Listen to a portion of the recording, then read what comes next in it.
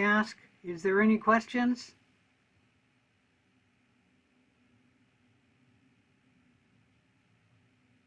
All right, if there are no questions, are there any questions about the lab? I'll ask about that. This week in the lab, you should be working on your infectious disease project, and that is due tomorrow, July 14th. You should also be working on your unknowns work. And if you remember, I mentioned that I do not check the unknowns work on Saturday and Sunday.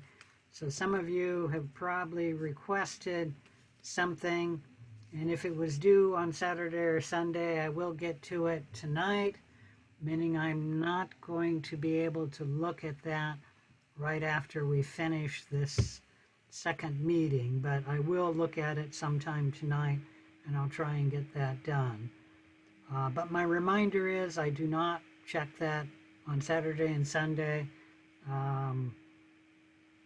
It's just that that's a very intense project, and I decided a long time ago when we set it up that I wasn't going to be doing that on Saturday and Sunday, which is fair because if we actually did go into the lab, you wouldn't be able to do any unknown work on Saturday and Sunday. And then that project will be due July 21st. Remember, we're going to have the comprehensive final on July 23rd.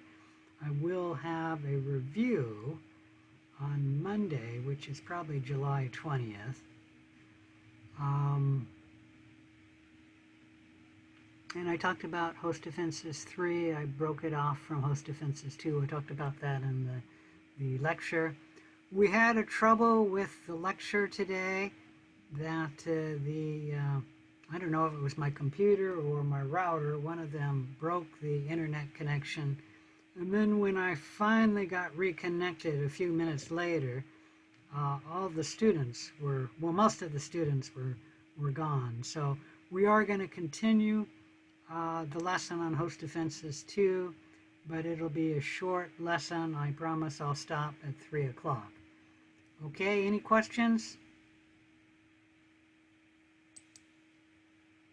All right, make sure I'm recording. You guys, I wasn't sharing the screen. I was trying to show you the schedule there. You got to tell me when I do things like that, and I didn't realize I wasn't showing the screen, so sorry about that.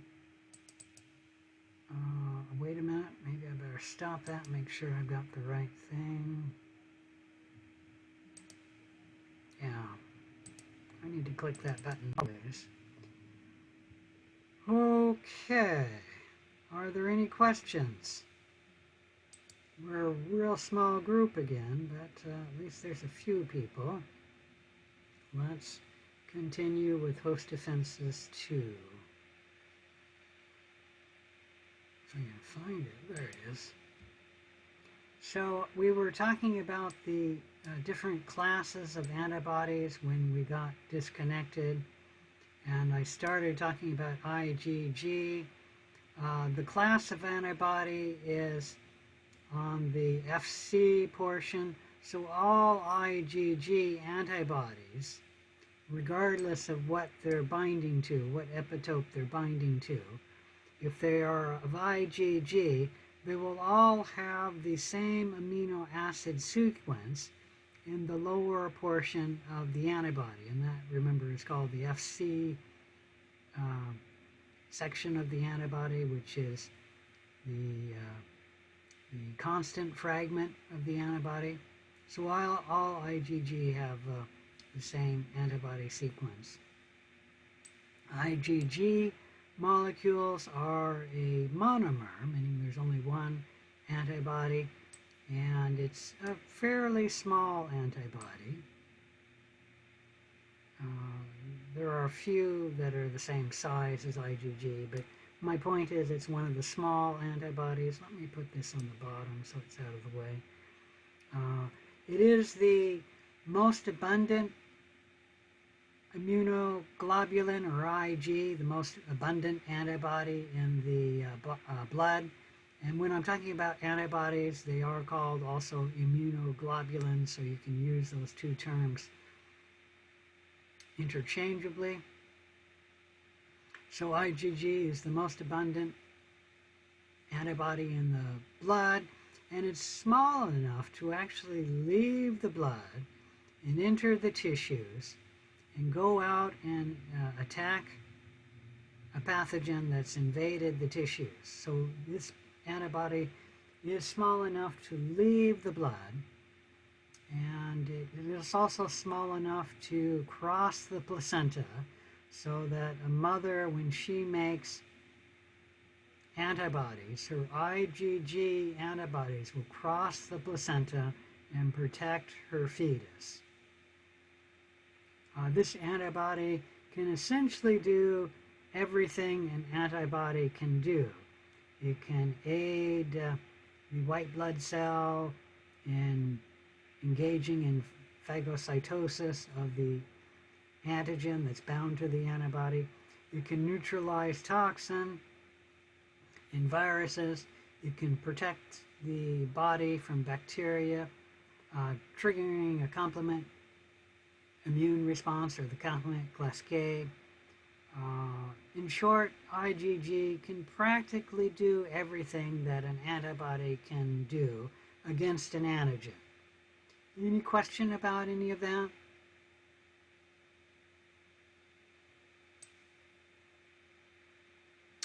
IgG is generally the second antibody made by a, well, that's not exactly true either.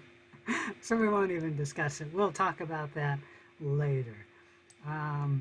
IgM is a big antibody. We're seeing it here, and it's a dimer of 5 different antibodies connected together with the J chain, and then the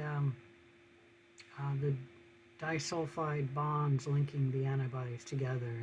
And you don't need to know about the disulfide bonds, but all antibodies have disulfide bonds hooking them together, like an IgG. It hooks the light chain to the heavy chain, and then connects the two heavy chains together. There's 2 disulfide bonds connecting the antibody together. But on the IgM, it has a lot of disulfide bonds because they're helping to connect the antibody together, the different molecules, the different antibodies, 1, 2, 3, 4, 5 together. And anyways, that's what IgM looks like, a very complex and very big antibody. And you'll notice that it can bind to 10 different epitopes. It's the same epitope, but the point is they can bind 10 places. 1, 2, 3, 4, 5, 6, 7, 8, 9, 10. So IgM is a pentamer. It's the largest antibody, and it is very good in agglutination. And that's because it can bind to 10 different antigens. It can do most things that IgG can do, except it is way too large to leave the blood or cross the placenta. So IgM, stays either in the blood or in the lymphatics. It doesn't enter the tissues. It is the first antibody produced when an antigen is in a patient. So when an immune response is made and the B cell is making antibodies to release, and then the antibodies go out and then bind to the antigen, IgM is the first antibody that's made and released by the B cell. Any question about that? In a few days, that B cell, the same B cell that was making IgM, changes its production and stops making IgM and starts making IgG. Okay? And later on in the antibody production. So when the host starts making antibodies against a pathogen, IgM will be the first antibody made and secreted by the B cells. But then later on in the immune response, IgG will be made, and it will be the major antibody made against the pathogen.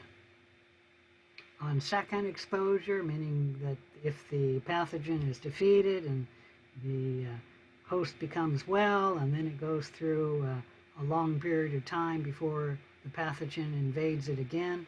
On second exposure, the IgM levels will rise when the pathogen regains entry into the host, but it will only rise a little, and then the antibody production will switch to IgG, and then the primary antibody response will be IgG.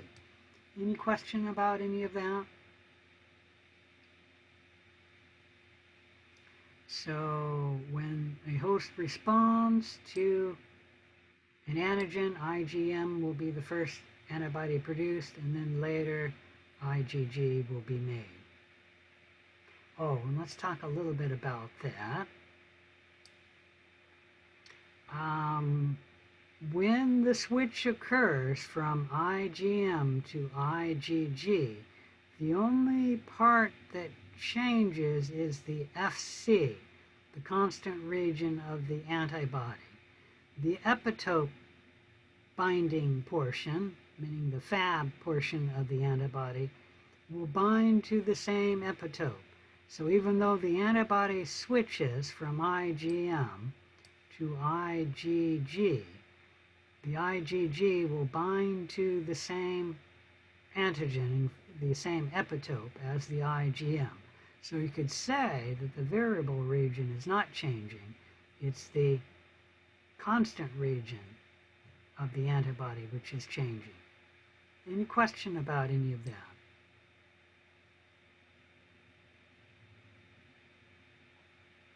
Okay.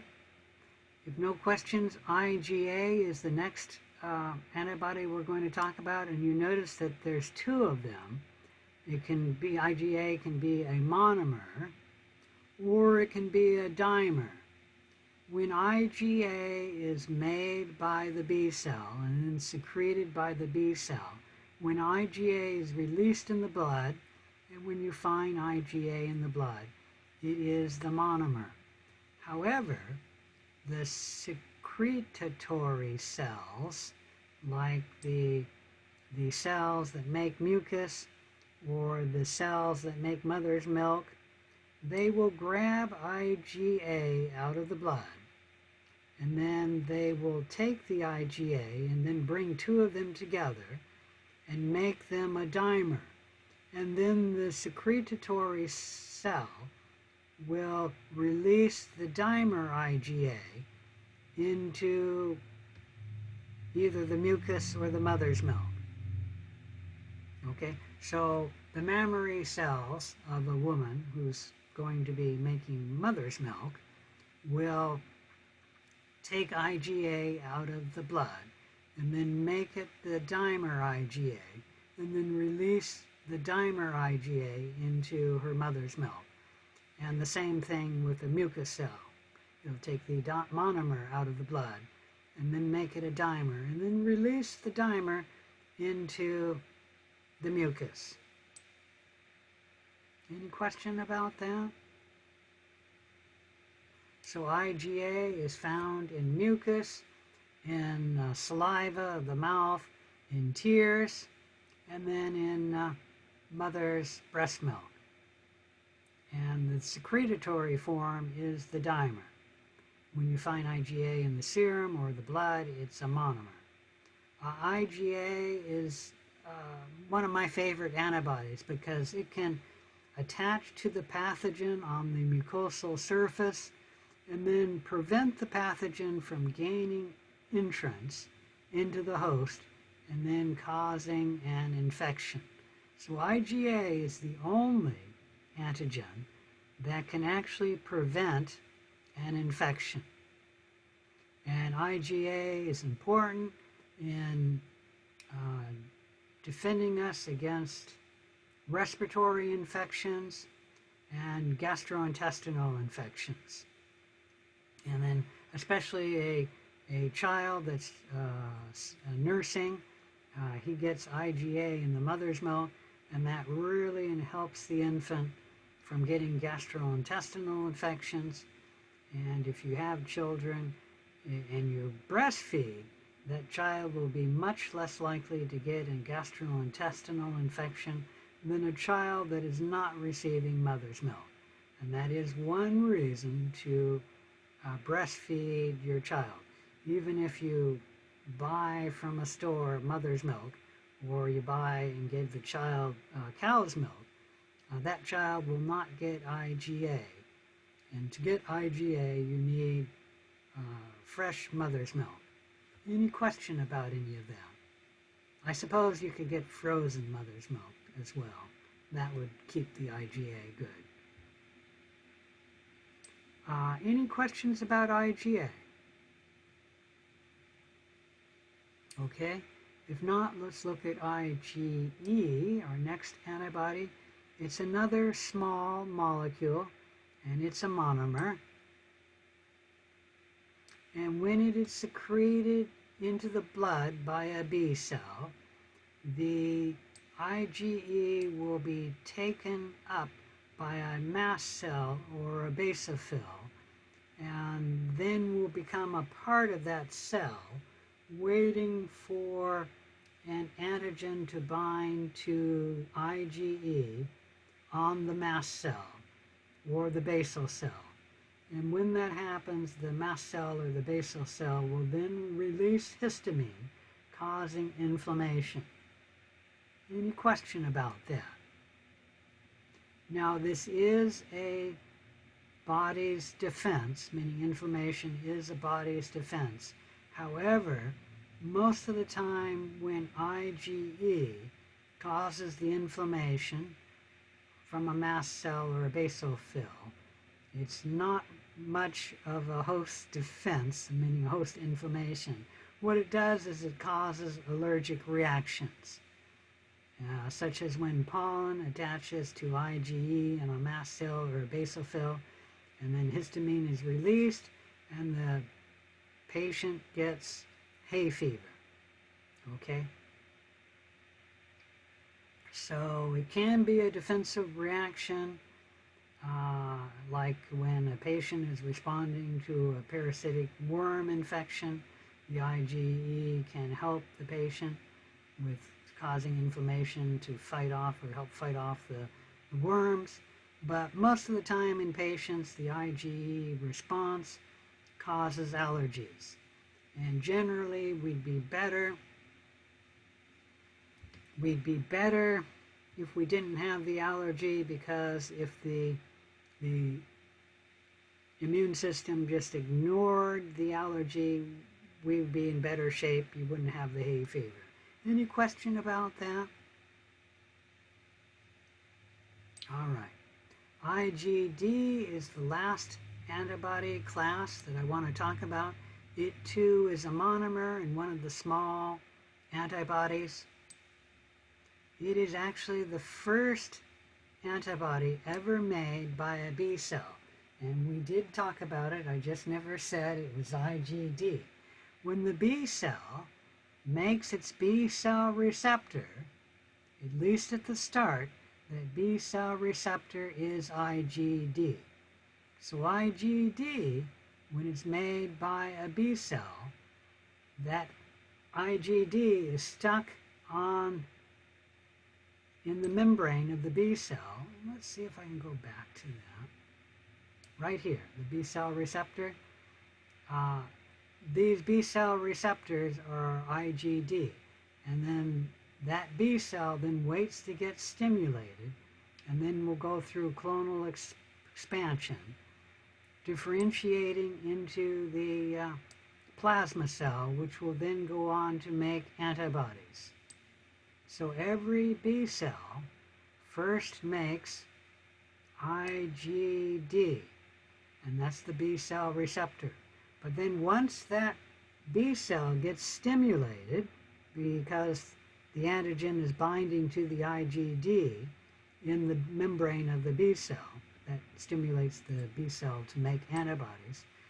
The B cell doesn't make IgD, it switches to making IgM.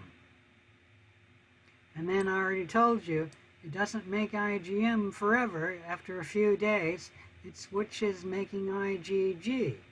And so that same B cell, although it's gone through clonal expansion, first made IgD, and then switches to making IgM, and then switches to making IgG. So that same B cell can make 3 different antibodies. And the only part that's switching is the constant region of the antibody.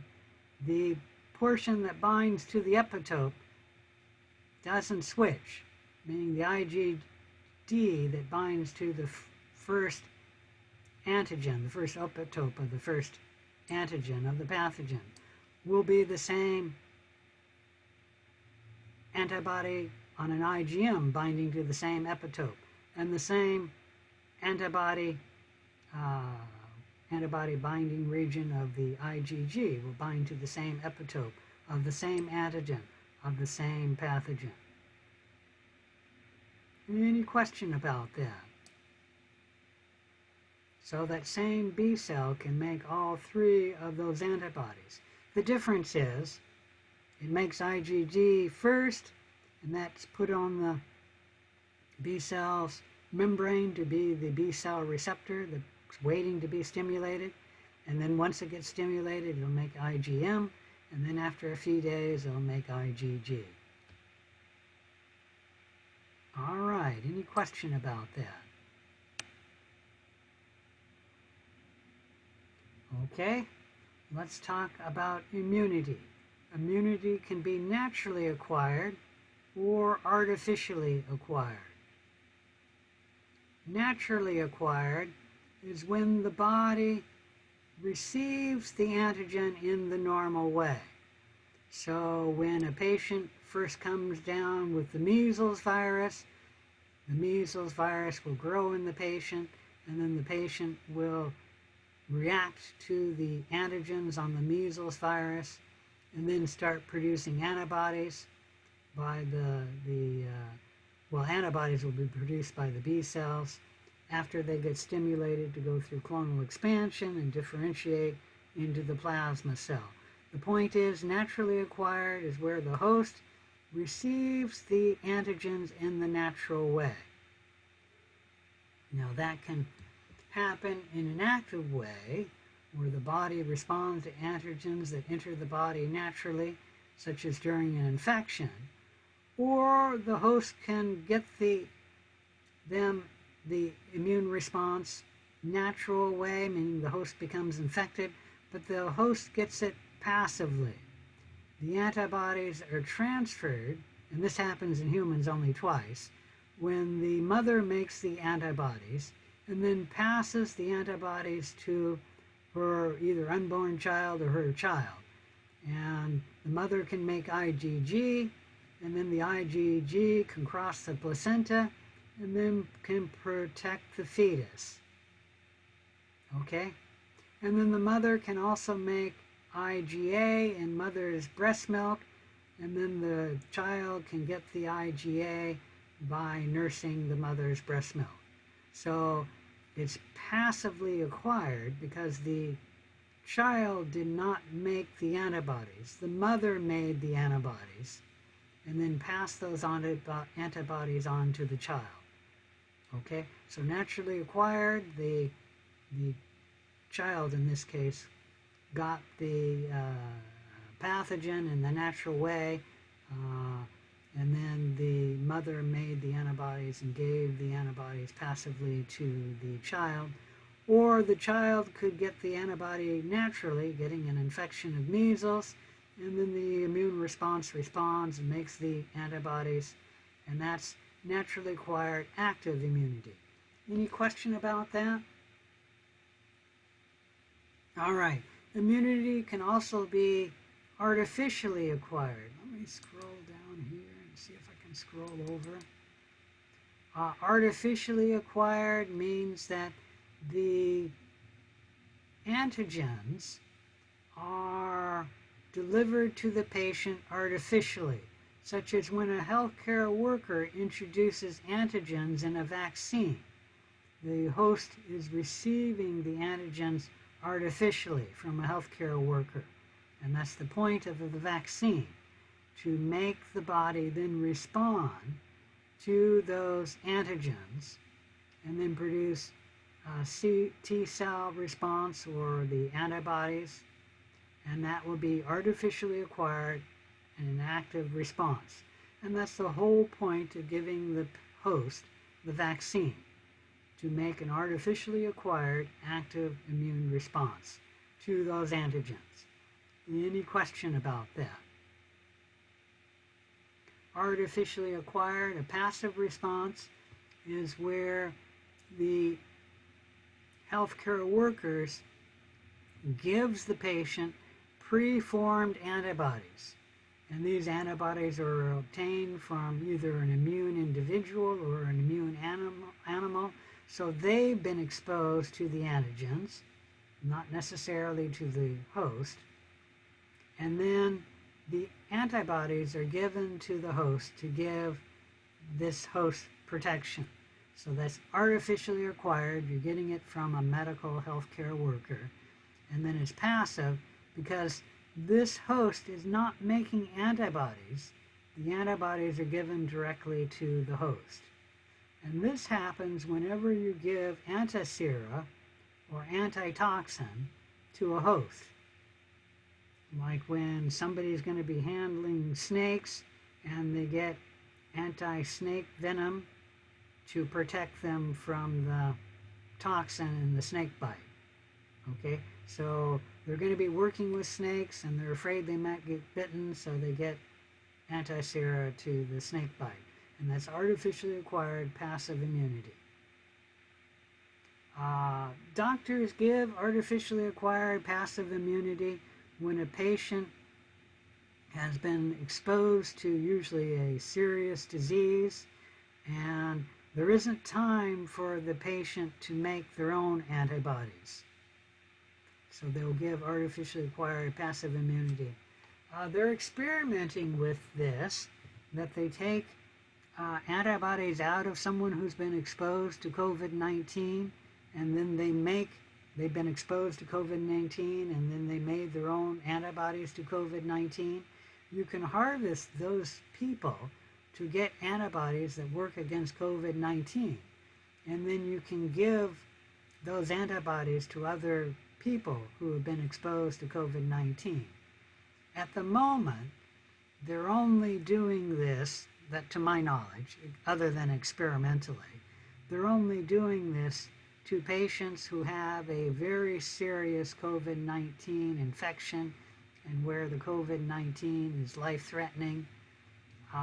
The healthcare workers can obtain antibodies from somebody who's already been exposed to COVID-19 and then they made their own antibodies.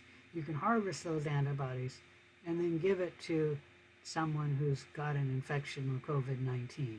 And they do this for patients who are having serious COVID-19 infection. Any question about any of that? How are the antibodies usually harvested from humans? So far with COVID-19, they've only harvested antibodies from humans.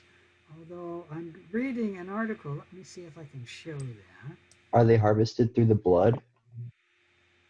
I don't know how they obtain that. It's probably from the blood because obtaining fluids from the lymphatics would be difficult. So they probably pull out the patient's blood and then harvest the antibodies from the blood, and then they can inject the blood back into the patient if they need to. But in reality, they probably don't take enough of the blood to cause the patient serious harm. But like I said, if they only have one patient that they can pull the antibodies from and they need a lot of antibodies, then yes, they could pull the blood from one patient, and you can pull out a lot of blood and then just return the blood to the patient after they've harvested the antibodies from the patient. Let me come over to here. Let me see if I can find it. Ah! I'm not finding it.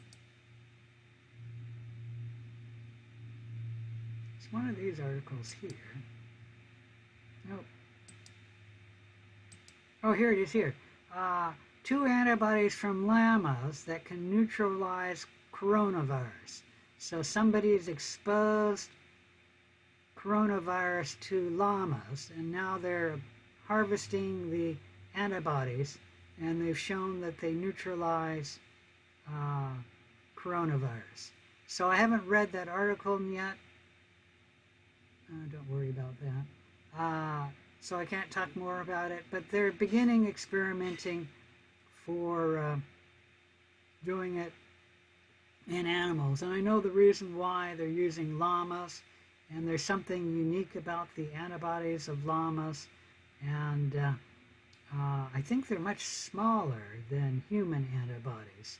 But I will try and tell you more about that later. Like I said, I haven't read the article yet. Any other questions? All right, it's a little bit after 3. I will stop here, and then we'll continue with the cell-mediated immunity tomorrow, this coming Tuesday. All right, any questions? Do you know anything about horseshoe crab blood used to test for That's media? another antibody that horseshoe crabs make, and it's used experimentally. I do not remember why.